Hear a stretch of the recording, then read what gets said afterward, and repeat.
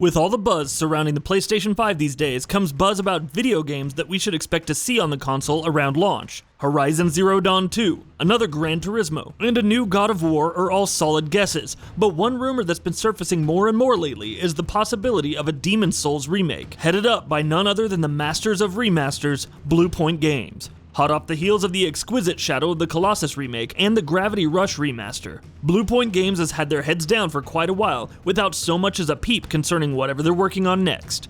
All signs seem to point to a remake of Demon's Souls, but we're not entirely sure as of the recording of this video. Now that From Software is enjoying the well-earned success of Sekiro Shadows Die Twice and 3 massive Dark Souls games, it's important to remember just where this new wave of interest in their particular brand of hard-hitting tactical action comes from. You could theoretically go all the way back to King's Field if you wanted to get technical, but for the sake of argument, I think it's fair to call everything from Demon's Souls and on the era of games that we're talking about when we refer to a Souls game. While aesthetically, Demon's does bear a resemblance to Dark, any real veteran of the Souls games will tell you that they are very much their own universes and their own games. Once things really get going in Demon's Souls, Boletaria does stand out quite a bit, even within the Souls genre. The 600-pound gorilla in the room is of course the level of challenge throughout the game. The idea was to have that challenge met with an extreme sense of satisfaction and accomplishment once those challenges are overcome. The wrinkle in the sheets with Demon's Souls is that this balance is uniquely twisted into knots when some bosses seemed truly insurmountable, and some hazards were seemingly unavoidable, at least on an initial playthrough. In hindsight, everything makes more sense, but the fun factor in a game isn't meant to be in looking back at it, it's meant to be in the moment. Since the initial moment-to-moment gameplay was so off-putting to players with average or below-average skill, and players with precious few hours per week available for gaming, Demon's Souls quickly earned a reputation as being hard as nails at best and unfair at its worst. The degree of truth here largely depends on the gamer playing it. This makes Demon's Souls divisive, but also gave the game its own audience of ultra-hardcore action gamers and RPG enthusiasts, who may or may not enjoy a little bit of self-harm on the side.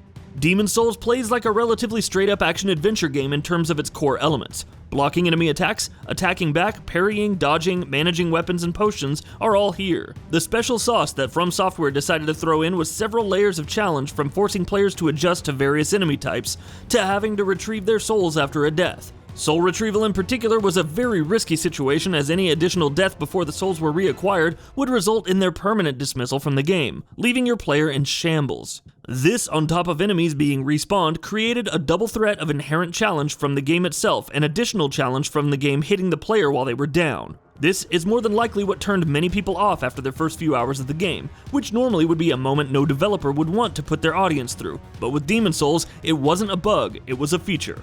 Being hard on the player is what weeds out the people they don't really care about from the people they do. A risky gamble, especially in today's game development world, where mass appeal is so often emphasized, but for From Software, it certainly seems to have worked out.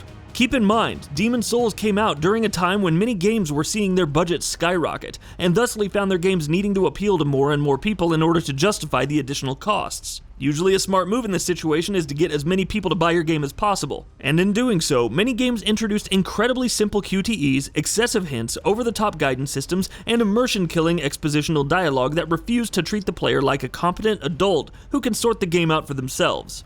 This technique would often annoy more hardcore gamers, but it wouldn't quite annoy them to the point where they wouldn't buy the game, whereas more casual gamers, who didn't want to fool with learning new mechanics and figuring things out, would also feel catered to.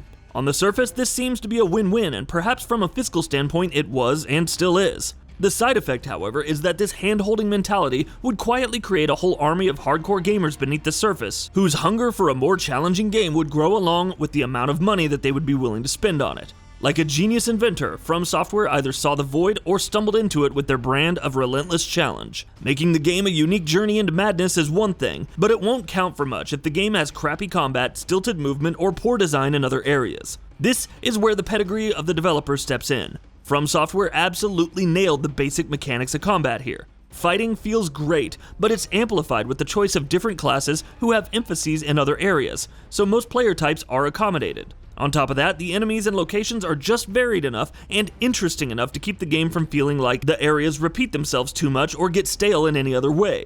Demon's Souls was not only a game that introduced an uncommon level of challenge, but it delivered it to the player with mechanics and systems that are designed with real skill on the part of the developers. This is the real double threat of Demon's Souls. Obviously, the challenge is what gets gamers in the door, but what makes them stay and buy the next game is the level of meticulous detail that follows up that challenge. The games don't just coast on being difficult. From Software intelligently combines unprecedented levels of challenge and confrontation with damn fine level design, interesting world building, and top-notch gameplay. Demon's Souls might not be for everybody, but it accomplished what it set out to do and spawned an entire subgenre of action games. Love it or hate it, any reasonable gamer who takes the time to understand what Demon's Souls does will admit that it stands tall among its competition, and even after all these years is still one hell of a game. And that wraps it up. If you like what we're doing, please consider subscribing to our channel. We upload new videos daily. Also, don't forget to switch on the bell notification icon, that way you don't miss out on any of our videos.